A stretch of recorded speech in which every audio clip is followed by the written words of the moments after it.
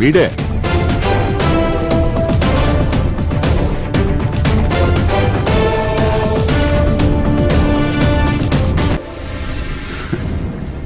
ప్రపంచం చాలా చిన్నది, మొత్తం ఒక చోటే చేరాం. ఎలా ఉన్నారు? అయినా నాతో మాట్లాడాలంటే తనెందుకు తీసుకురావటం? ఓ మాట చెప్తే నేనే వచ్చాను కదా.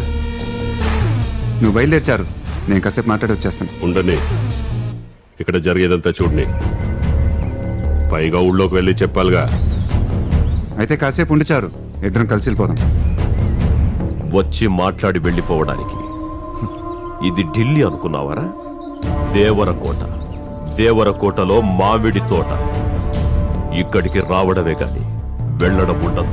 అదే ఊరినేదో దత్తత తీసుకుని డబ్బులు తగిలేసుకుంటున్నావుంటగా. పోనీ నీ పిచ్చితో ఏదో చేసుకుంటున్నావు, మా జోలికెందుకురా? ఊరిని దత్తత తీసుకోవటం అంటే జేబులో డబ్బులు తీసి రంగులు రోడ్లు వేసి వెళ్ళిపోతారనుకున్నారా? ఇక్కడ జరగాల్సిన మంచితో పాటు ఇక్కడ జరిగే చెడుని కూడా దత్తత తీసుకున్నా. వీడిని వాడిని వాడిని వాడిని వీళ్ళందరినీ, నిన్ను, నీ తమ్ముడిని, మొత్తాన్ని దత్తత తీసుకున్నా. సో పొలాల్ని లాక్కొనివ్వనంటావు? అయినా నేను వచ్చింది ఇప్పుడు దాకా మీరు లాక్కున్న వాటి గురించి మాట్లాడదామని. చీటీ రాసుకొచ్చా, 1-2 మర్చిపోతానని.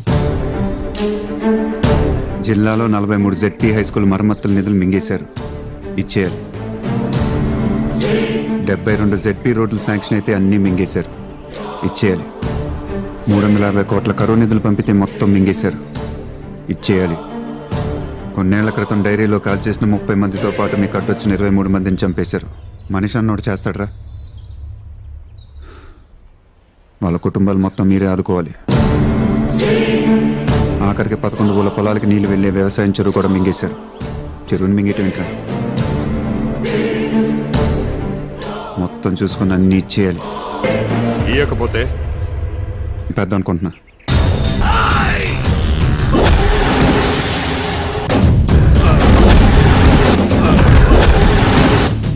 పెళ్ళి కాబట్టి 4 మాటలు చెప్పొచ్చాను.